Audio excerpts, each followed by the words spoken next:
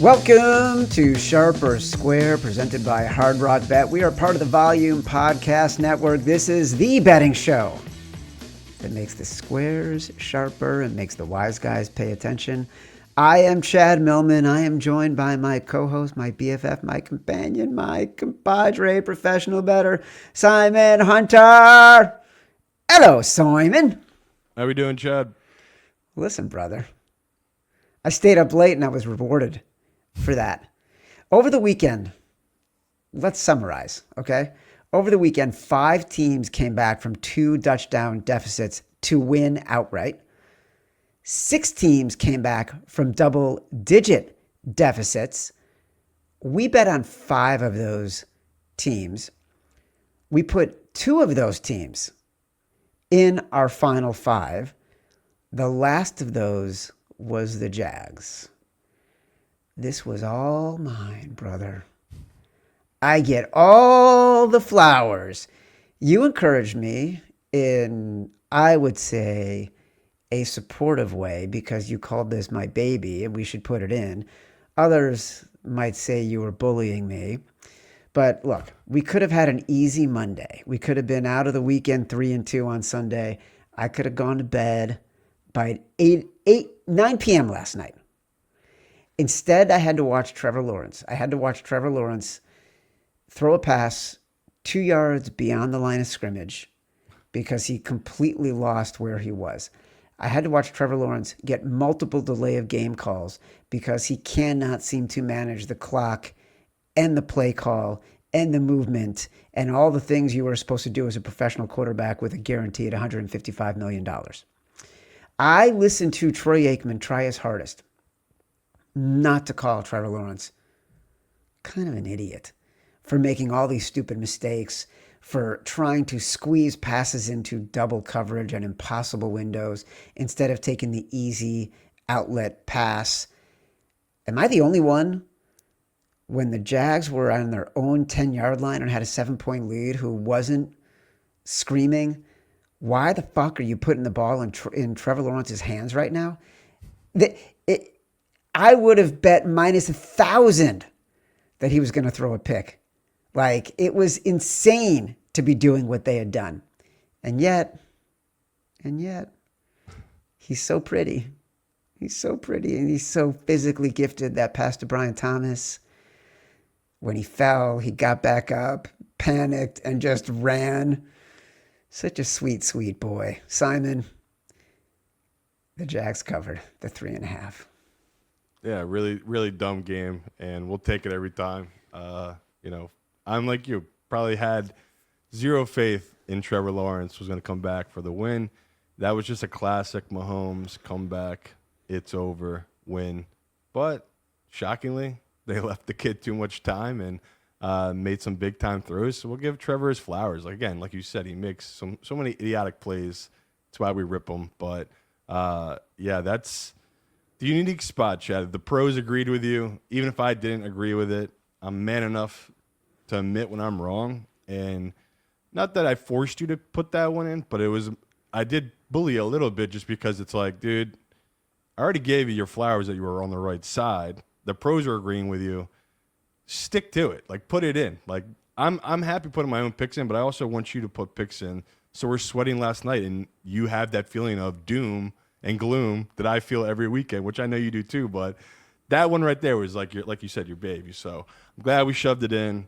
No regrets. Even if it was going to lose, it was like I still feel like it was the good bet because the Jags defense, which is part of the reason I agreed to take it, they got that insane turnover luck that keeps going their way. And Lloyd, quickly becoming the defensive player of the year, had an insane pick 6, like crazy athleticism, dodging those tacklers, taking it 99 yards. So, yeah, really, really happy for Jags fans, Trevor Lawrence. Like, that's a statement game. Maybe dictates the rest of their season, but Colts and the Jags sitting at 4-1, top of the AFC. Season's shaped up to be a bizarre world right now. I love it.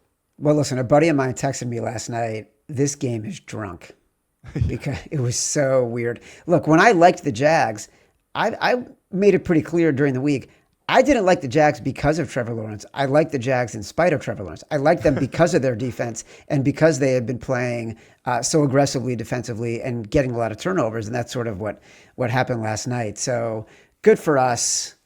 Good for the week. We went 3-2 last week in our 5 favorite picks from our Sunday morning show.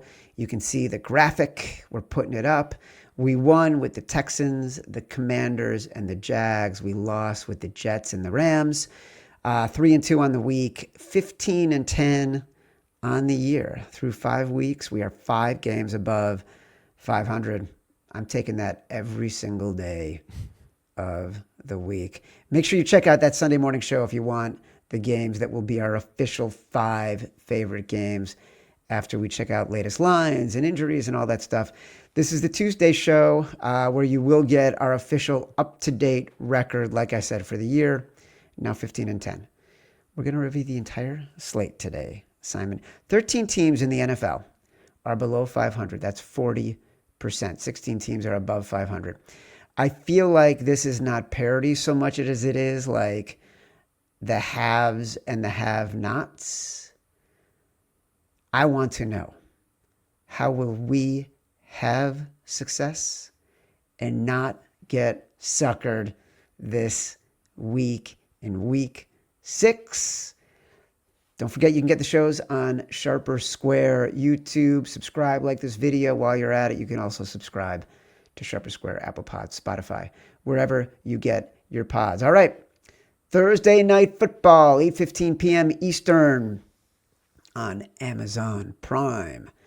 Philadelphia Eagles visiting the New York Football Giants. The number is 7.5. Seems like it's moving towards 7, but it's a slow roll. It's a lot of hesitancy. 2 of the teams that gave up 14-point leads and lost. The Giants early, the Eagles late. Give me your take. I got thoughts, but I kind of want to hear where you're at. Yeah, I would say it's probably a Giants line. Probably just take the 7.5. I don't know how much I'll have invested in this game, but Eagles just, something looks a little off, obviously, with their offense. And, these type of spreads, you need to be a functioning team, right? So could the Eagles absolutely smoke this Giants team by 30? Of course. They have way more talent across the board.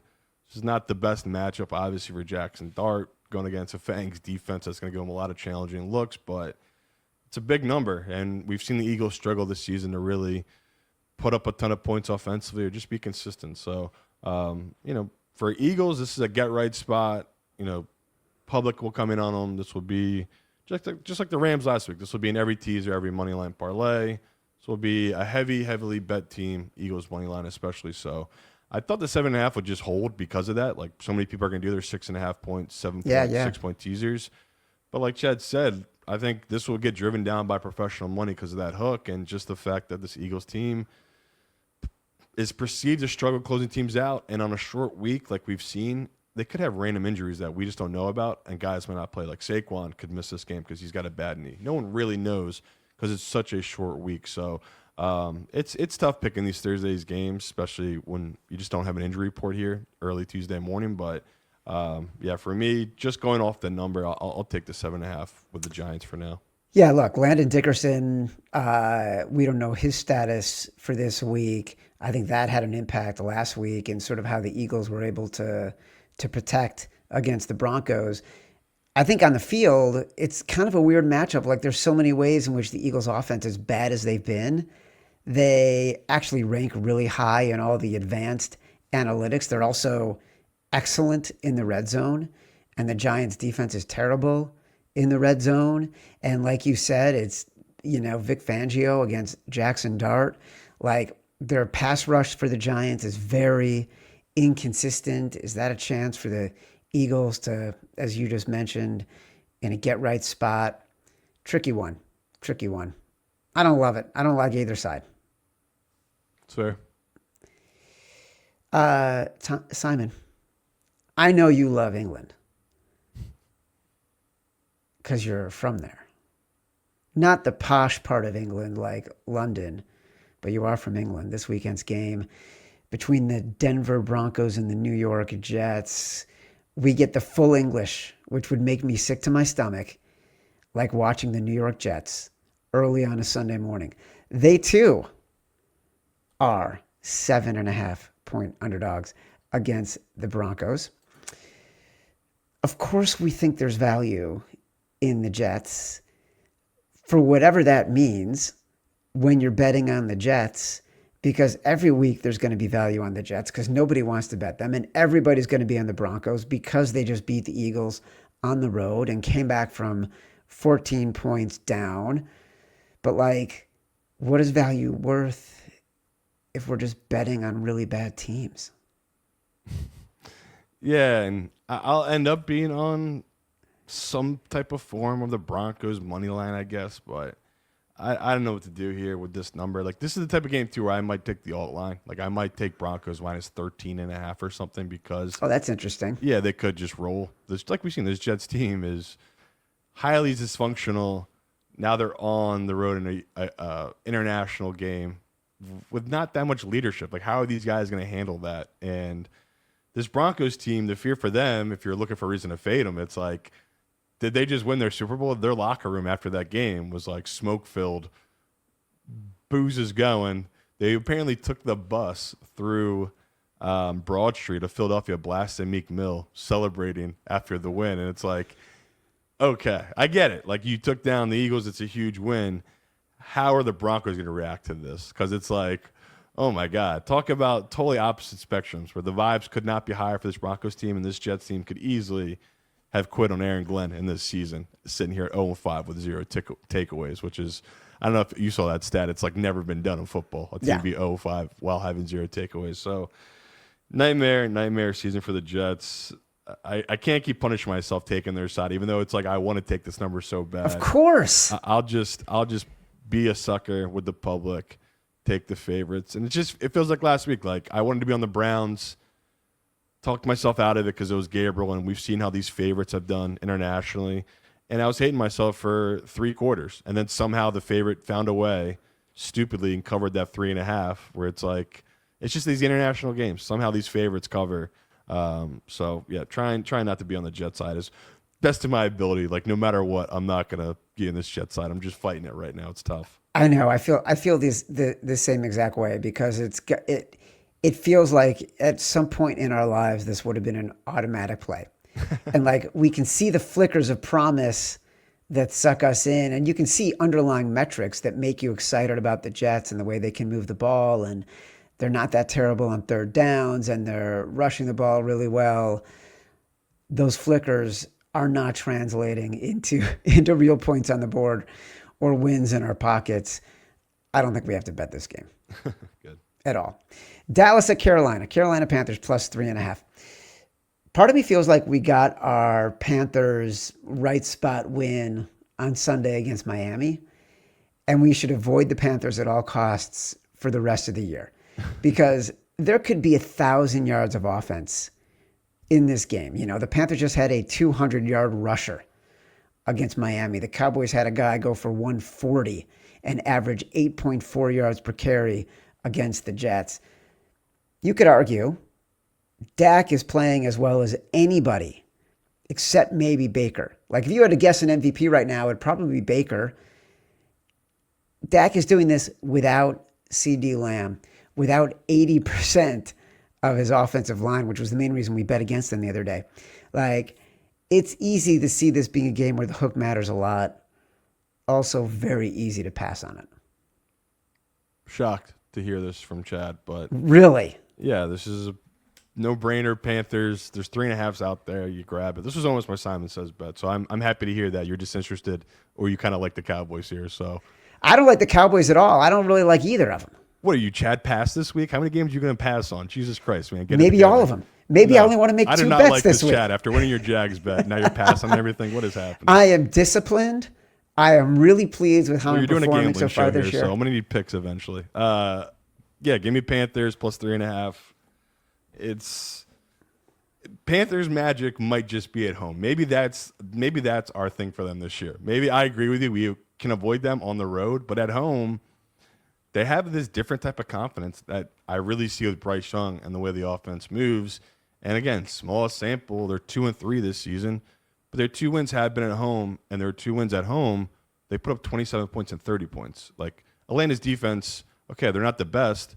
They still had a great game at home in that spot. And then that Miami comeback, it just showed me a lot. Like they're, like you said, down 17-0. Bryce Young hung in the pocket, made some big time throws while getting just beat up. And he's no worse for the wear. Like I checked today, not on the injury report. So I think he's fine. And yeah, I'm shocked you don't like this. Like this Cowboys team is good. Like you said, Dak's playing at an incredibly high level. They have been incredibly fortunate as well, though. These last couple of weeks, I think we can all agree. Like that Packers game, they could have easily been gone sideways and been down 20-0 in that game. So I just think this Cowboys team will keep being overvalued.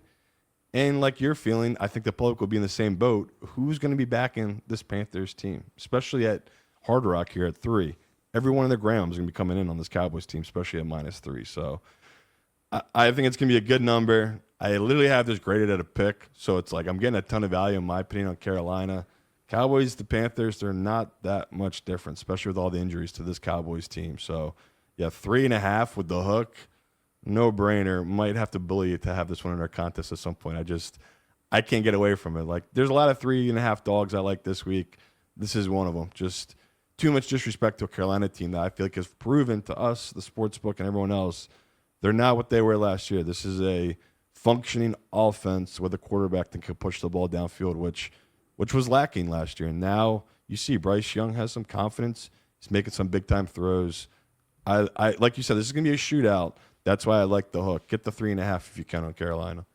I did not expect you to have that strong an opinion on this game. Yeah, well, I'm not passing, that's for sure. Unbelievable. I don't have to have an opinion on every single game. Sure you do. I'm not against this game. I'm just not for either side right now. I know. I'm just saying, if you pass on 4 more games, I'm just going to start talking to myself. Los Angeles Chargers at Miami Dolphins. Dolphins are 4.5-point underdogs at home. This is how bad the Chargers looked against the Commanders. The early moves in this game were on the Dolphins, pushing the line from 5.5 to 4.5. Not a huge move. 5 is a dead number, but early moves are usually going to be made by professional bettors. So that is an interesting indicator to me. In addition to all the O-line injuries the Chargers have, they're now going to be without Omarion Hampton, who's on injured reserve. What do we think?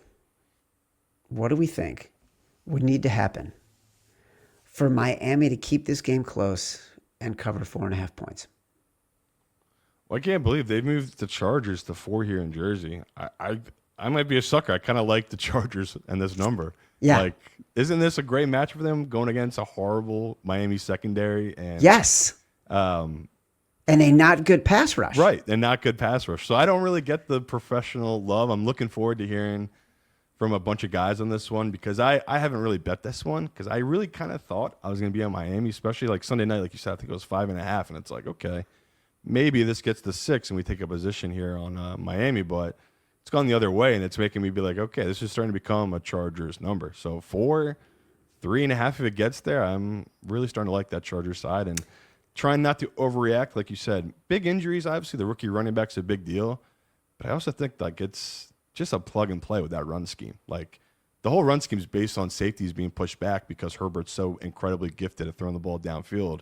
You're usually running against really weak boxes, so you're going to miss his speed. But I think the other guys they're bringing in there, I think they're able to plug and play. Like I'm not trying to overreact too much to the rookie missing this game. It's my favorite thing I saw from a lot of Chargers fans was they have this unique opportunity with this team because this division feels like it's up for grabs.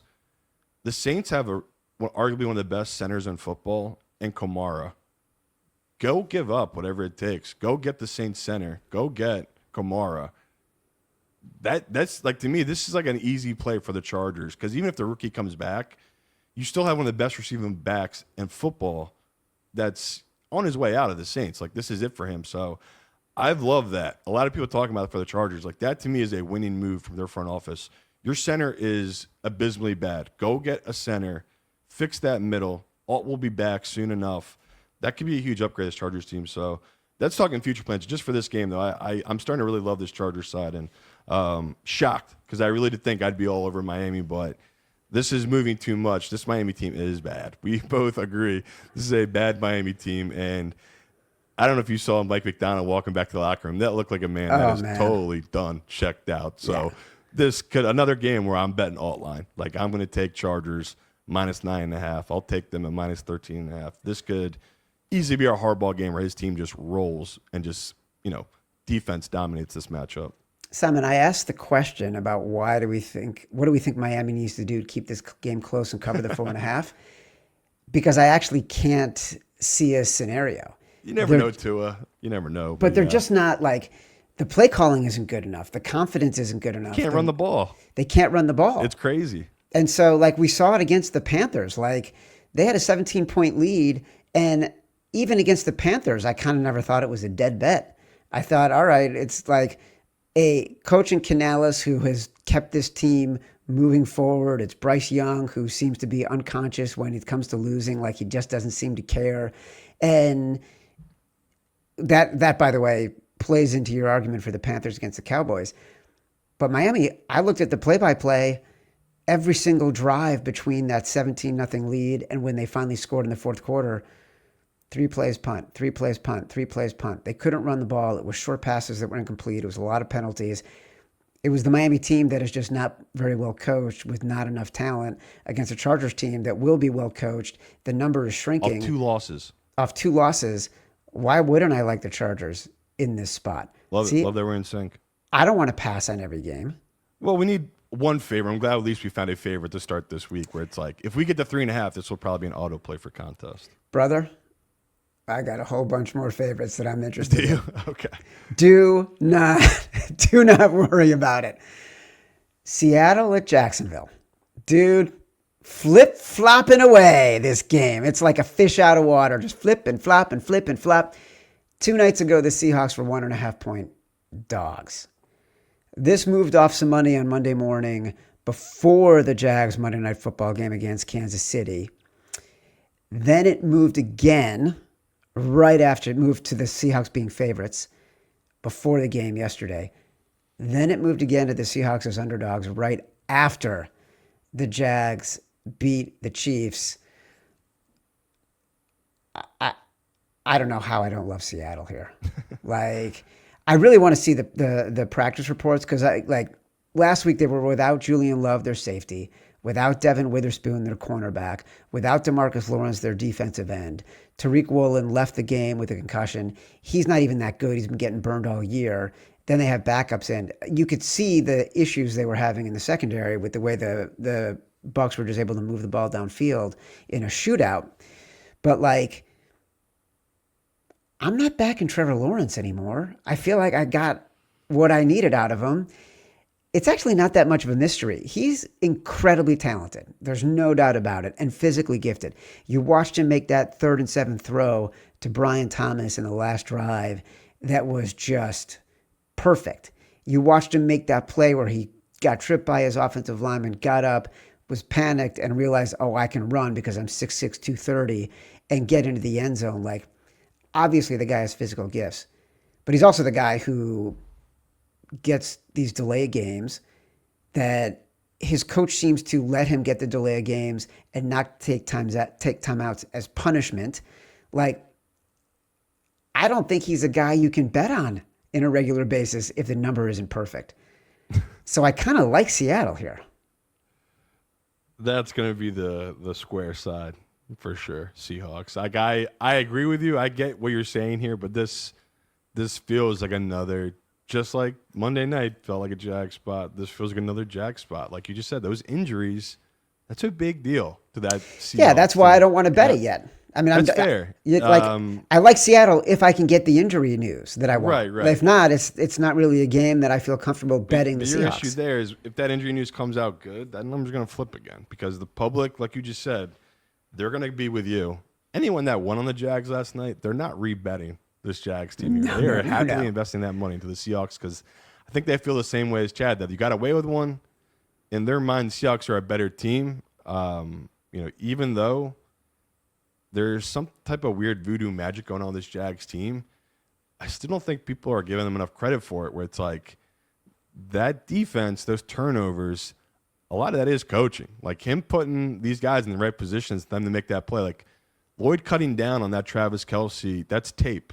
Yeah. Like that's him up at the line, and then he knows where Kelce is, and he's breaking left into it. And I love that whole play because it's like just pure athleticism and a guy that, has come out of nowhere here. That's really shocked the world and really taken this Jags defense to another level, because if you get turnovers like that, which he keeps doing, like we see, it wins these games. We were dead in that game. Like that, Trevor Lawrence getting that ball smacked out at the 1 yard line. When you're like Chad knows, running a dog like that against Mahomes, you're usually not coming back. We needed that pick six desperately. So I get your hesitation from the Jags here, but that's going to be the sharp side. Like I know when I talk to people, take calls this week, that'll be the side. I'm with you. I wanted to be on the Seahawks, especially when I saw this line. Like you said yesterday, them as a dog, I was like, oh my God, if the Jags get smoked, this is going to flip to -2 for the Seahawks team. It hasn't. It's been tons of money's come in on the Seahawks, but it's just held after, like you said, it did flip earlier. Now it's been back to this Jags team. So be careful, people out there. This might be another week that this Jags are actually in a pretty good spot, and the Seahawks are just too banged up. 1 p.m. start in that Florida sun. You don't want your backups being worn out in the second half, having to think. That's what a problem with these teams that go down to Florida. It's like not the first half. It's that second half where you're worn out and you're having to react and think. It's just a lot to ask of these backups that are going to be starting in key positions for the Seahawks. Maybe that's Trevor Lawrence's problem. The heat. The heat and Cut the your thinking. hair, then. The heat and the thinking. All of the thinking is Thinking. too much for Trevor. No, we were joking before the show, like the Liam Cohen punishing him, not calling timeouts when he knows the clock's going to 0. And I love it. It's like truly big brother, little brother, where they've had obviously hundreds of conversations about him watching the game clock, and he consistently keeps not doing it. And every time you see it, he's next to the ref too, and his arms are still crossed, Liam. It's like hilarious. You're just like, he's doing this on purpose. Like, even though in these like, huge moments, he's still doing it on purpose as well. Like, so I get your hesitation here, but yeah, for our show, I'm letting the people know it's going to be the square side taking that Seahawks side. Just be careful with it. It's going to be one of there's a couple of public dogs this week. That's going to be one of the bigger public dogs. Oh yeah, well look, you always get in trouble when you're betting on a game that's flipping back and forth, and you feel like you're so excited because you're getting the team that you think is better as a 1.5 point underdog, and like I said, Chad's disciplined, okay? So Chad doesn't just reach. He doesn't bet as soon as he sees something thinking he's got an angle. Chad waits to get the full load of information. Chad's waiting to find out who's playing on the Seattle Seahawks defense before he makes a bet. Chad's no Trevor. Chad can think and bet or not bet at the same exact time. We've hit our Chad limit. Chad wants to talk about the Cleveland Browns at the Pittsburgh Steelers. Steelers are 5-point favorites. I'm a little surprised this one has moved since Sunday night in the Steelers' direction. It went from 4.5 to 5.5, and then finally found some pushback. My first instinct was that the Browns were the side, especially against Mike Tomlin, who, as a short home favorite, we've just historically won. Like, you bet Mike Tomlin, rah-rah Mike Tomlin as a dog on the road. You fade Mike Tomlin at home. The on-the-field situation might be too favorable for the Steelers to ignore. They've had 2 weeks to get healthy. Joey Porter's coming back. Jalen Warren's coming back. Alex Highsmith probably coming back. I do think he's a pivot point for the Steelers defensively. Like, they are a much, much better team when he's playing. I don't love Dylan Gabriel in his first official road game against the Steelers. Interesting spot. I can see why the number shot up a little bit more than I could on Sunday. Yeah, it feels like it's my laziest bet of the week, but I talked a little bit on Sunday. How are you not on Pittsburgh here? You have Cleveland, who's coming off. This is their third straight road game, and it's like nightmare scenario. They third straight road game, while playing really tough teams, right? Detroit Vikings, now a Pittsburgh team that's, like Chad said, coming off an extended rest bye week. It's like just brutal for the Browns. And, I like I said, I like the move to Dylan Gabriel. But at the same time, it's another just bad spot for him. I know there are no good spots. You just got to play the games you're going to play as a rookie quarterback. But like you said, really tough coming into this game against a Pittsburgh defense that should have a lot of guys back. So if you're Pittsburgh, this is a get-right spot. The only thing we can really do, like we always do with Cleveland, is, well, they got that D-line matched up against a Pittsburgh questionable O-line against a quarterback that folds quick. Like, he does not want to take any type of hit. If there's any type of chance, he just falls down, which is the right move, in my opinion, for Rodgers. That's live for the next play. Like, that's what he should be doing. I can't lie to myself. Even my model couldn't lie to me, tell me to take Cleveland here. So, unfortunately, yeah, I'm on more chalk. I want to be on it because there are still some fives out there for Cleveland, even though Hard Rock's at 4 for the Steelers. So if you do like Cleveland, you can join the pros and find that line out there. But it's another side. I feel like the public is right. I feel like the Steelers are right. And once again, very, very lazy, it feels like, of me. But the rest disparity has to be a factor here. That has to matter. Yes. This ain't week 2. You're deep into the season now. Week 6. The guys have been through it, right? We joke every time but it's real. Sundays you're going through car crashes. Like, you're literally, what these people put their bodies through is insane. And you can't make enough about how big of a deal it is to be on 3 straight road games and then go for an international coming back to play this Pittsburgh team. So, again, chalky bet, but I'll take that Steelers -4. Yeah, it became more clear in the light of day that the Steelers felt like the right side. I'm glad we're getting a little bit of a lower number now. I'm curious to see what Sharp Calls will say on Thursday, but we are in agreement. It's feeling very chalky. It's feeling a little bit like a couple weeks ago where we liked a lot of the favorites. LA Rams. By the way, you said your model can't lie to you. What do you have this modeled at? Right where it opened. So I had it at 5.5, and obviously it's come down from there. So. Yeah. Like you said, it's the professional money's coming on this Cleveland team. The Los Angeles Rams are visiting the Baltimore Ravens. Baltimore Ravens are 7.5-point underdogs. I mean, this team, it's so hard to handicap this game because you'd, of course, want to play the Ravens, but dogs after a blowout, historically, the right side, the line will be so much higher than it should be. But, is Kyle Hamilton going to play? Is Roquan Smith going to play? Is Marlon Humphrey going to play?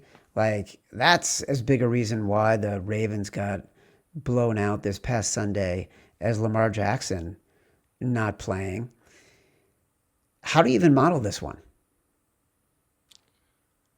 It's honestly impossible because everything's going to favor this Rams team, especially from the viewpoint of, like you said, we don't know who's playing for this team. Like, I'm trying to find it right now. I'm almost positive I had a text from a guy who works for the Ravens where they basically view it as they know how bad it is there right now, but they're in a fortunate spot where after this game, I believe their following week's a bye week. And they're viewing it as like, okay, if they can get all these guys back after that, it is. Okay, so I did get that email. So they basically view it as they're not going to rush these guys back, right? You just talked about they're all pros. This isn't just guys they're trying to get back. These are like the cream of the crop, the best players in their entire team. Maybe they forced their way back for this game, but without Lamar, feels like a lost hope, right? Like, you just saw that offense had no rhythm, no function, just tons of 3-and-outs. Houston's a really good defense, obviously, better arguably than this Rams team, but you get this Rams game, you lose it, you have your bye in week 7, and then you basically have Bears, Miami, Minnesota, Cleveland, the Jets, Cincy. So it's like, to me, it's like when that guy said that, I was like, okay, that makes sense. That's the view of the front office. What will the coaches do? Will they protect their players and hold them back? Because it is a lot to ask a guy, a pro, to to rest, to get right, and not because these guys do want to play even at 70%. That's what makes them the best. They're just these freak athletes that they want to play, and that really jumped out to me. So another game, just like Denver, where I'll probably be a little bit of a coward. Just take the money line, I guess, and avoid the number because we've seen this Rams team historically not really blow teams out. They're just not, like we joked early in the year, they blew out Tennessee. It was the first time McVay and Stafford had to actually like beat a team by double digits on the road. So they're just not a team that really does that. So it's another incredibly public side, like me and Chad know, right? This is going to be all Rams, I should say, money. So yeah, I'll end up having this in a teaser or something, but this is another game where it's hard to have a strong take on it, where it's like, obviously we want to be on the Ravens bounce back spot, yada, yada, yada. I just think they're thinking bye week and that schedule coming up where there's a reason I think they're still favored in this division. Like the books know what they have upcoming and that this is going to break right for this Ravens team if they can get Lamar back and get those guys back. So yeah, if you want to bet their division odds, I keep being patient. I think they'll lose this one. You might be able to get even better odds after Pittsburgh wins and they get another big lead in this division.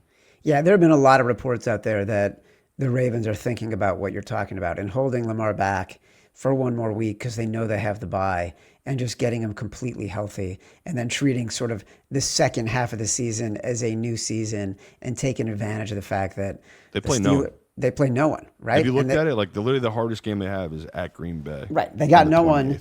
And they got no one. And 2 years ago, the AFC North had 4 teams that had season win totals of 8 or higher. Now they've got a team in the Bengals that is flailing, we'll discuss, a team in the Browns that obviously has no quarterback, and a team in the Steelers that, is mediocre at best. So they're still in a really good position. They're being smart. They're being prudent. If they keep Lamar out, keep these guys out, get through the bye. Today's show is brought to you by our new presenting sponsor, Hard Rock Bet. It's October, folks. Postseason baseball is here, and every swing could change the season. Step up to the plate and take your swing on Hard Rock Bet today. New customers can place a $5 bet, and if it hits, you get not only your winnings, but also $150 in bonus bets. Plus, every day this week on Hard Rock Bet, you can get a profit boost for a postseason baseball parlay. There's new promos every day. Boost your same-game parlay or SGP Max so your bet pays extra winnings. Here's a baseball parlay I like tonight. Seattle moneyline, Seattle team over, and Julio Rodriguez over on total bases. No matter what you like to bet, there's new promos every day, so if you're listening to this later, there's no bad day to download the Hard Rock Bet app and make your first deposit. If you missed it on Sunday night, Simon had an epic rant about the Arizona Cardinals. We're going to replay that for you.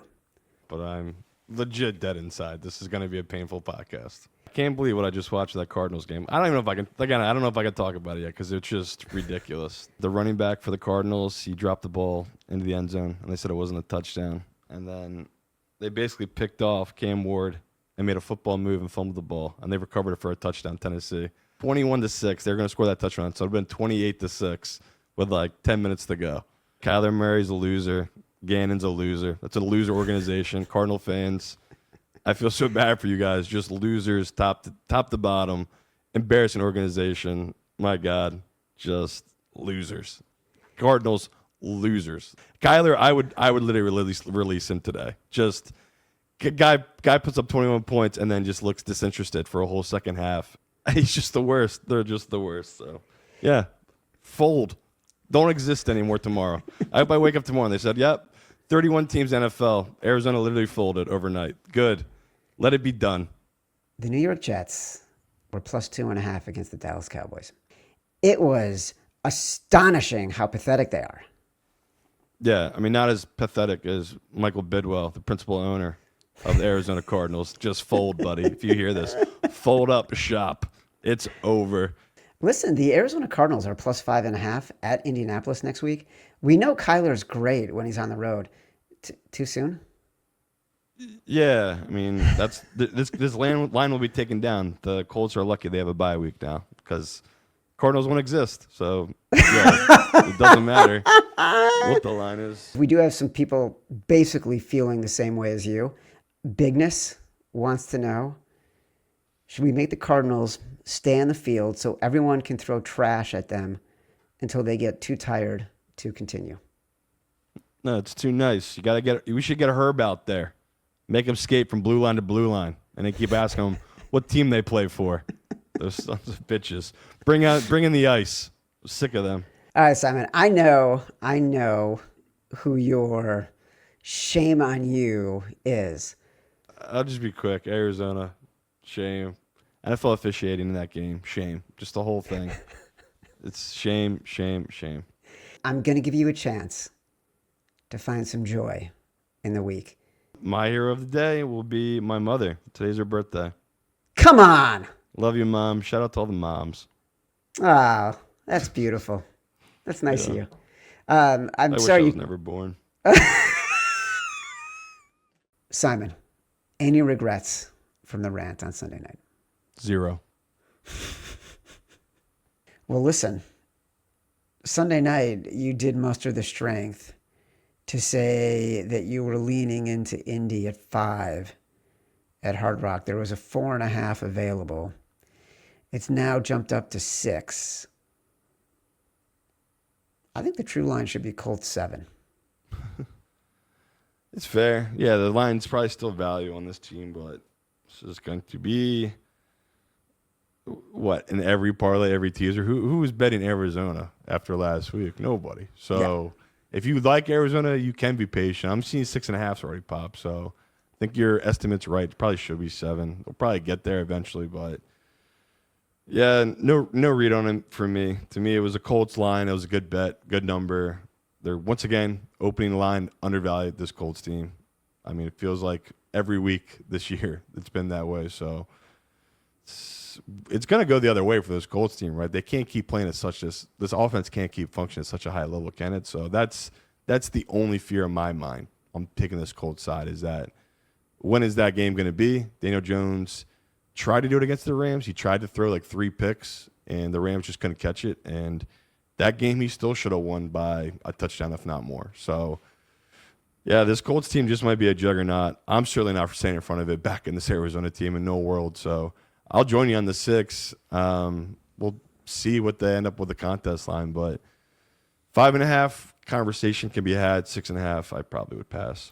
I don't think Daniel Jones is – everyone talks about him, and everyone's like, oh, Daniel Jones, MVP, blah, blah, blah. This is about Jonathan Taylor. Like, he's leading the league in rushing, which is great. He's also leads the league in rushing yards after contact. He's just making it hard for defenses to get off the field. And to me, that's always – these are big guys, his offensive line. And, like, they've built a line and a system that allows him to thrive and makes this offense so good right now. It's making Daniel Jones look better, but also helps minimize the opportunities for mistakes from Daniel Jones. That's really why I like the Colts. Like, I don't like him at 6.5. I bet him at 4.5 on Sunday, but I don't hate him at 5.5 if the line sort of solidifies for us. I'd be shocked if it comes down. I don't know what professionals put in heavy money into this Arizona side. Even though it is probably the right side, it's like that everything. It's all dysfunctional. They had like a team meeting because the coach is punching guys on the sideline, and it's just. And then he's apologizing yes. in a press conference. It's the low of lows, and it's like, all right, if they had a leader at the head coach or at the quarterback, maybe you back and believe in it, but I just don't believe in either of those guys right now. New England at the New Orleans Saints. The Saints are 3.5-point underdogs. Look, the Saints had a great comeback and against the Giants, so people love the Saints right now. The Patriots had a huge win against the Buffalo Bills in prime time, so everyone's loving Drake May right now. I got an opinion on this game. Interesting. I do too, Chad.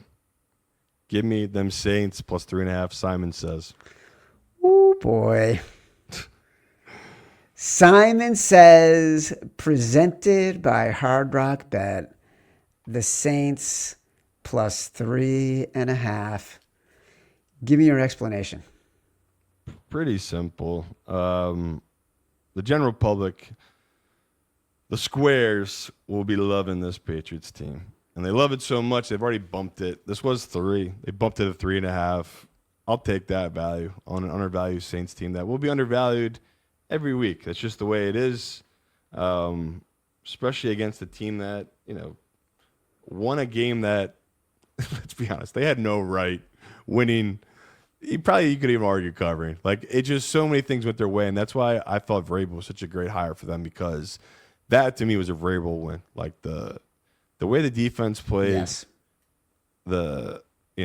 Drake May had some huge big-time throws, but it was also, a game that's,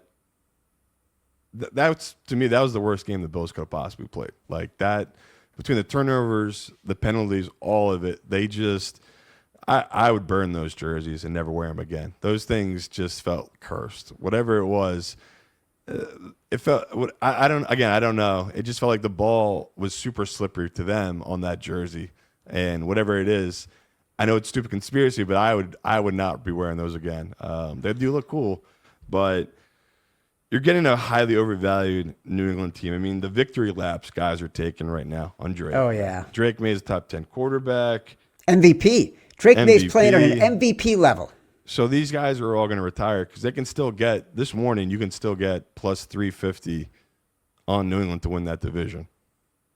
So all of you guys, I'm happy for you. You're all going to retire to your Nantucket, and good for you. So yeah, it's peak right now for this team in New England. And it's not a great match for them, honestly. Like, this Saints team, we talked about it. I think their defense is better than people perceive. They have a lot of veterans. Offensively, I believe they found an identity, and you can attack this Patriots defense. Like, this Patriots defense is not good. We've seen that this year that, they, to me, have been fortunate. Like, the Saints are not a good team, right? So this is another matchup where you expect Vrabel to be a big advantage here. But to me, it's on the road in a spot where this Saints team, I don't think they're going to get too high from that last win. Like I said, they're a veteran team that's believed themselves. They've been really good at home this season, which was another reason I like backing them against that Giants team. And at the end of the day, I think this is going to be another square versus sharp. Like, it's going to be, the squares are going to be on New England. It's going to be the public side. Like, you already can see the numbers. All the money, all the tickets have come in on this New England side. Some books have even touched 4, but they immediately got bet down by the professionals. So I would be shocked if this sits at 3. I think we could see movement going in, that this could drop to 3 once more professional money comes in, because, like I said, I think more guys are adjusting their model to this Spencer Rattler. He's better than I certainly had him graded coming into the season. He's improved every week. And, like I said, that Giants game, should they have won 26-14? No, they shouldn't have blown them out. But it's nice to see the public's not overreacting to that. They're overreacting to that Patriots win and drinking the Drake May Kool-Aid. So this would be a statement win, honestly. Once again, this Patriots team, if they can show me they're mature enough to handle a big win on Sunday night and go on the road on a short week now, because they did play, their game ended at 11:30 midnight Sunday night. That's a tough short week travel to go play this Saints team. So yeah, it's just about the number. If this was 2.5, I'd have no issue being okay with this Patriots side. But once again, another game I have a -1 on the Saints. So if I have it off by 4.5, I got to make it. Simon says I can't avoid it. I hate it. I'm all in once again 2 weeks in a row on the Saints team. But it's just playing the numbers. It's a good number on an undervalued Saints team that I just don't think the public's come around on them yet. So I'm getting a good number here just because the Patriots love it's peak right now. It's insane, the stuff I've been seeing. I wonder, you could look at it as the Saints being loved and the Patriots defense actually being undervalued, because don't forget, they played the first, 4 games without Christian Gonzalez, who made multiple key plays in that defensive backfield for the Patriots against the Bills. The Patriots top 8 in EPA per play, top 8 in EPA per pass success rate. Saints defense bottom 7 in the league in all of those categories. The line actually did get down to 2.5 on Sunday night and then got bet back up immediately, even before the Patriots won. So there was some, I think, sharp sentiment on the Patriots at the 2.5. And like, I think Christian Gonzalez in the backfield is a bit of a difference maker here.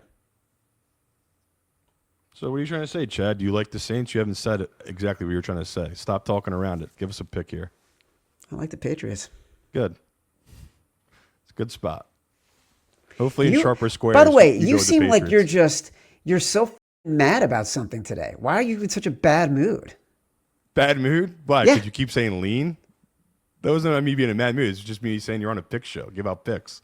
I'm saying I'm giving an opinion right now, and my opinion is you're being a dick. This is me being nice. So Yeah, you want to be a dick, I would say you're a square being on the Patriots here. And okay, I get it. You're drinking the Drake made Kool-Aid.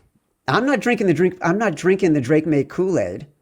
I'm actually thinking I don't think the Saints are as good as everyone thinks they are because they beat up on the Giants. Who are these you people? You do. Yeah. You keep saying their defense is so much better. They're not that much better. You said people love the Saints right now. It's like, dude, they're getting 19% of the bets. Who loves the Saints? Well, you do. All right, but I'm saying that's a small group. Well, we're going to agree to disagree. Good. Tennessee at Las Vegas. Las Vegas Raiders -4.5. The main question is Brock Bowers playing in this game? Because to me, Chad's choice is the Las Vegas Raiders. Wow. Look, they're coming off a blowout. Lowest of the low. The entire world is questioning Geno. I'm getting Pete Carroll against Brian Callahan. I'm getting the Raiders at home where they're going to be more comfortable. I'm getting Tennessee thinking, oh my God, we actually escaped and got a win. Third straight road game for a team that has won and covered. Killer Sports, 33, 68, and 3 against the spread.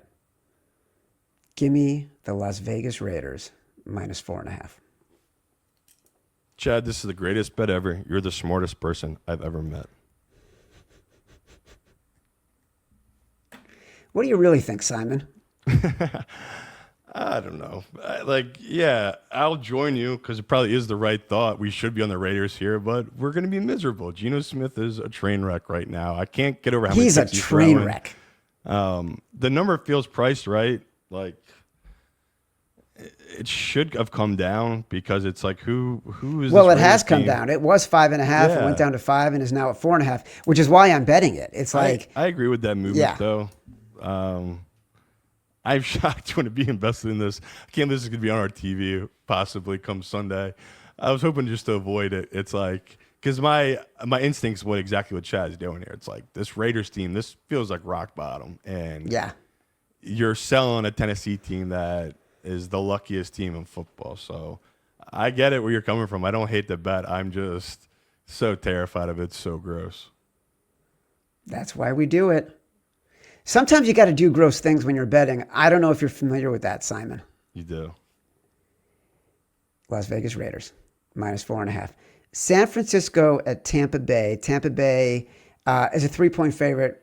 Actually moved down to 3, moved down to 2.5, went back up to 3. You like Tampa Bay on Sunday night. You've been hammering the Bucs all season. I know. I love them. To success. Luckily.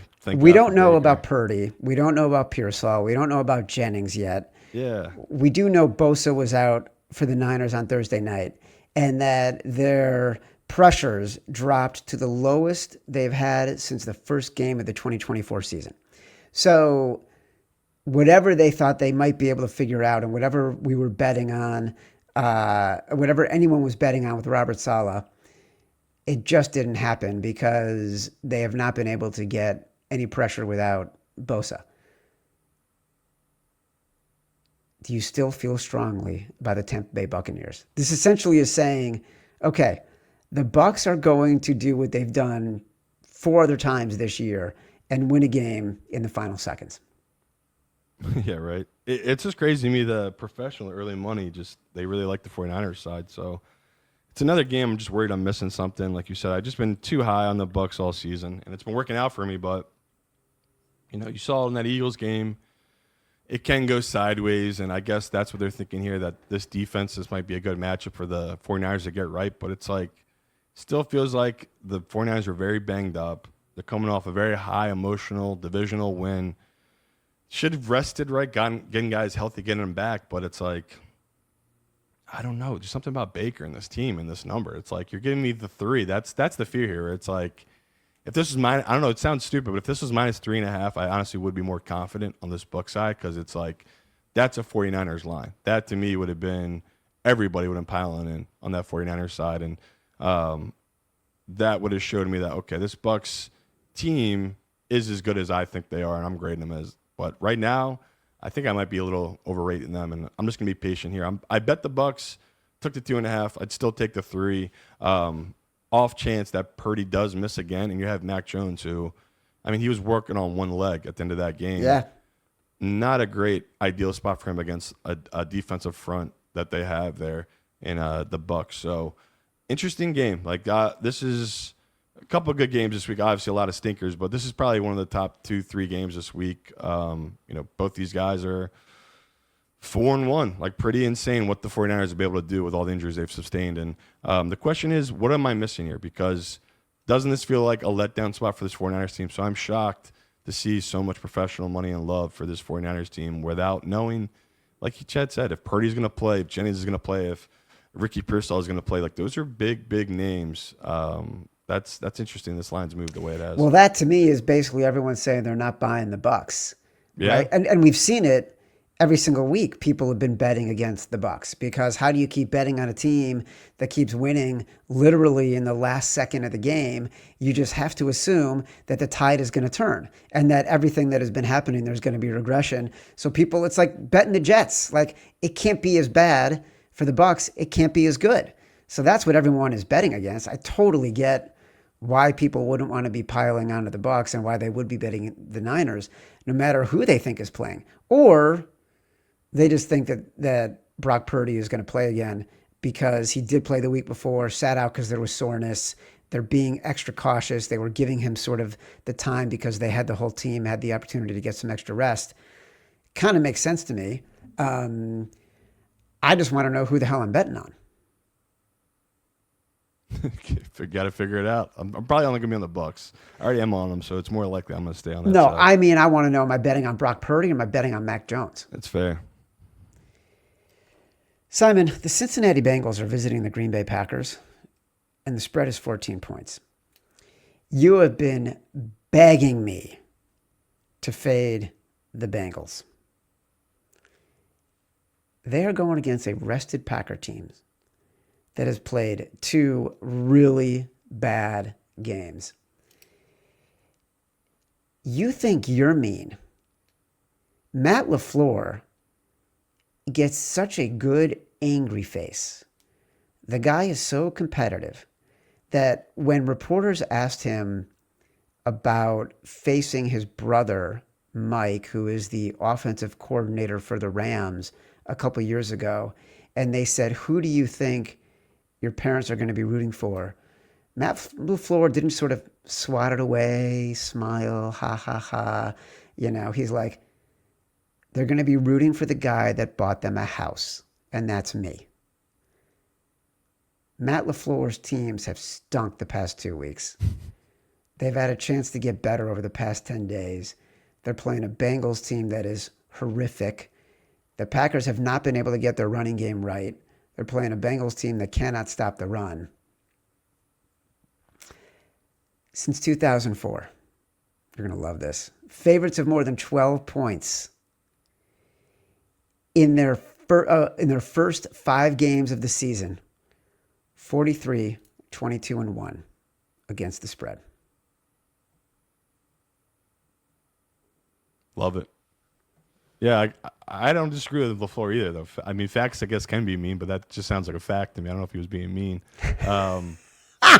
By the way, to be clear, I'm on the Packers here. If I'm not, being clear enough for you. If You you're weren't. afraid I'm only giving a lean, I'm Yeah. saying I'm on the Packers here. There you go. You're getting the show now. You say the team, and then you give out the number. It's pretty simple. Green Bay, I don't know, Chad. Are we really doing it? It's 14.5 now to a bunch of books. So,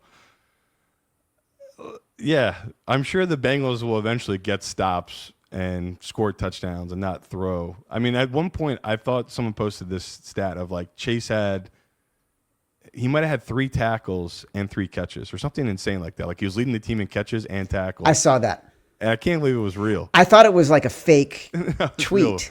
Real. Yeah, no, Browning's that bad. So I don't know. I feel bad for him. It's such a terrible spot for the Bengals. Like even last week, it felt like they were going to get that back door. And the Lions just never let up. They just kept putting it on them. This Green Bay team is not that same team. But like Chad just said, they haven't looked good defensively, I should say, in these last couple of weeks. So you would see this being a really big bounce back day for their defense. And offensively, how do they not move the ball at will? Like LaFleur schemes it up so well. It's good defense, let alone a terrible defense that looks like they've already packed their bags for the season. So even more bizarre, this team is still favorite to win the division over Cleveland, which I just think is really funny by the sports books, just how much they hate Cleveland. But yeah, I'm with you. Like, I don't know if we'll get there in our contest, so it's a weird game to even talk about or but like I feel like you're on the same page as me. Like you just have to bet these big numbers against this Cincy team until they show you something at least 2-3 weeks in a row. So we're not even at week 1 yet. We're like being scared of betting against the Bengals. I'm just going to keep rolling with it. The number can't get big enough, but the books are pushing it. Like this is insane being at 14.5 at a lot of books, 14 at Hard Rock. That's pretty shocking, but again, it feels warranted. That's how bad this Bengals team has looked this year. What's weird to me is why are we so comfortable betting against the Bengals, but we have been afraid to bet against the Titans in the exact same position? In big numbers, like a team that we know isn't very good. The Bengals, we have no problem. The Titans, like for a season plus, we've been afraid to do it, except for this week when it's Chad's choice. Yeah, it's tough. It's time for our primetime spotlight, Simon. We know everyone's going to bet the Sunday night football game, the Monday night football games. They're the island games. They're the catnip. Even if we don't put them in the contest, they call out to all of us. You want to bet them. We want to help you. We're going to talk about them right now. Detroit at Kansas City. Kansas City is a 2-point favorite. It's Sunday night football. This number's moved from 1.5 to 2 since the Jags beat the Chiefs last night. Here's my honest question for you. Do you believe everything is back to form with the Chiefs and the Lions? Meaning Kansas City is the team that can score at will. The offense is rolling. The defense is rounding into form. They're going to be one of the top T3 teams in the AFC. Do you believe the Lions have picked it up where they left off last year and that week 1 game against the Packers was an aberration? Is that where we think these two teams are right now? Yeah, I'd say it's a fair assessment. So I think we have a legit rock and hard place here because Jared Goff, and we'll talk about this throughout the week, he's a covering machine except when he's on the road on grass. And Mahomes is a covering machine as a favorite of less than 3. I know, I said it. I hated it. I saw what was going to happen Sunday night, and I hate it, where it's like me and Chad are going to have to be on the Chiefs. This will probably have to be in our contest. And it's I know. The books keep putting us in these positions. It's like they keep undervaluing this Chiefs team in certain spots, especially at home. Feels like it's no different than that Ravens game, where it's like the public is going to totally believe one side and not trust or believe in this Chiefs team, where we said it, even when the Chiefs were at their lowest point, the books had held firm. It felt like I think 10-1 or 11-1 I saw for Chiefs Super Bowl odds. That was pretty impressive when you look back on this team that was like totally dysfunctional, falling apart. But like you said, they're getting pieces back. Like he's still not right. Like that ankle kept popping up in that game, bad. and that is an issue. But this is their last game before Rice comes back. So some people might not want to bet this because of that, and they're like, well, I still think the Chiefs have a ways to go. They're not fully formed yet. I still think it's going to hamper their offense. That's fair. But this just feels like a Chiefs spot playing against a Detroit team that has been rolling, but like we said, who have they really played? They have not faced a comparable defense at all. And, you know, as good as the Browns are defensively, you saw that turf is just different. You're on a track, and that's what this Detroit team is. They're just all these little speedsters. So I'm excited to see what their identity is going to be this game, because Detroit, to win this game, this will be a Montgomery-Gibbs game. Like, can they run the ball down this Chiefs team's throat and control the clock and the ball and not let Mahomes get into rhythm? Because we've seen it. Like, when Mahomes gets in a rhythm like he did against the Jags, what was that, 14 points, it felt like in a blink of the eye.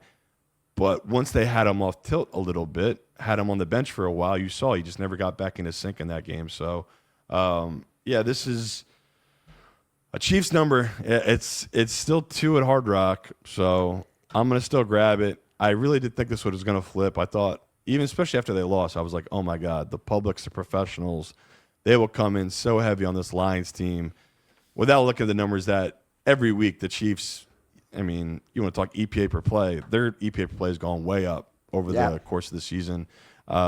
Defensively, I still actually have some questions about Spags and this defense. Like, just they don't look as fast getting to the ball. I know everyone saw the Chris Jones film on that final touchdown, Trevor Lawrence, of him walking around, like, disinterested, not looking lost. But I don't know. Like, I'm not trying to take too much away from that one play. And if anything, it's going to have him be even more fired up, motivated in this game, Chris Jones. So, yeah, this is pretty wild spot. Like, short week for the Chiefs.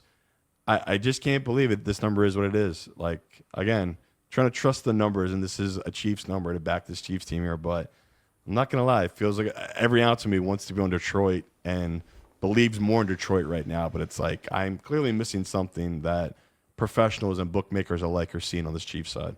Well, look, the number as we're talking is moving from 2 to 2.5. Yeah.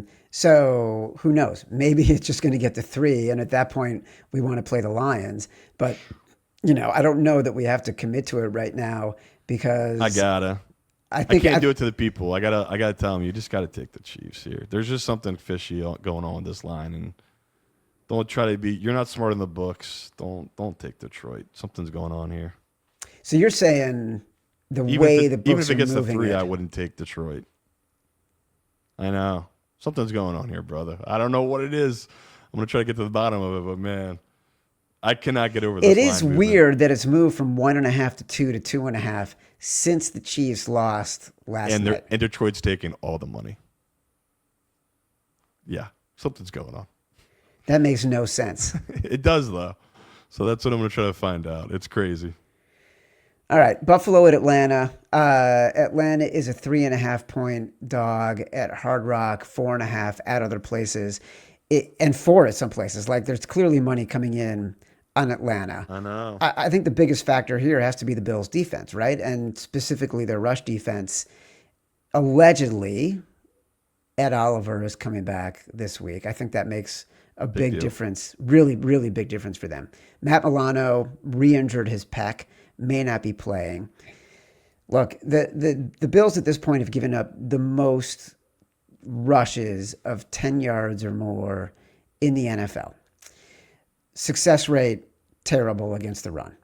They're giving up a first down or a touchdown literally on 33% of their rushing plays. Could this be a Bijan Robinson primetime breakout domination game? The Falcons rely more on him than the 50-50 split they've been doing run-pass with Michael Penix, and get smart, keep the clock running, keep the game close. I lean Falcons here. Yeah, I like the Falcons. Like, coming in, I was like, I'd be shocked if I was going to be on them. I could see myself and my model liking the Bills, and then you dive into it, and what you just said is so true. It's like, can the Bills' defense cover these type of numbers against high-powered offenses, which Atlanta, you can have questions about Penix. When all the guys are healthy, and Penix doesn't have a terrible pass rush to worry about, he gets in rhythm. He's good. Like, he can push the ball downfield and use his weapons, and we talked about Bijan Robinson. You could say he's the top 3 running back right now in football, the way he's been playing this season. Like, he's been as good as Penix has played in certain games. The offense still runs through Robinson. Totally. So, Ed Oliver, big deal to me. That's the type of guy that could maybe flip me to this Buffalo side. But I'm with Chaz. You sit here right now. I like Atlanta. Like you said, one very, very public book, you can still get plus 4.5. I think you got to grab the 4.5. I'll do it. Like, I'm with you on it. It's like, that's a key number, a big number. If I want to buy on my position later and be on this Bills side, if it does get to 3, I can do that then. But as we sit here right now on Tuesday, yeah, I'm totally agree with Chad. It feels like the Atlanta side's the right side at that number. Last game, another Monday Night Football game. The Falcons and the Bills are Monday night. The Bears and the Commanders are Monday night. Commanders are +4 or -4. For longtime listeners of the show, before there was the rant by Simon on the Cardinals, there was the breakdown by me when I lost it as we were live on the air last October, watching the Commanders beat the Bears in a wild ending. It was painful. I had not watched that Hail Mary play by Jaden Daniels until this morning, doing research for this show. That was research? What did you want to see? I just wanted, because I wanted to remind myself of how bad it was, because it was such an epic breakdown. Like, it wasn't just the Hail Mary. The Bears not covering the sidelines. Yeah, so the Commanders could get 15 more yards and be able to snap the ball from the 50 instead of the 35. And then Eberflus trying to say, we talked about it, we decided not to do it because he's a jackass. Yeah. But then the Commanders being in the position to throw the Hail Mary, Jaden Daniels scrambled a combined 40 yards sort of in the pocket, moving around, waiting for his guys to get downfield and to be able to throw the ball. He threw the ball 65 yards in the air. At that moment, the Commanders had a 3% chance of winning, except the analytics were not accounting for the fact that Tyreek Stevenson was already celebrating and actually wasn't guarding the player he was supposed to guard.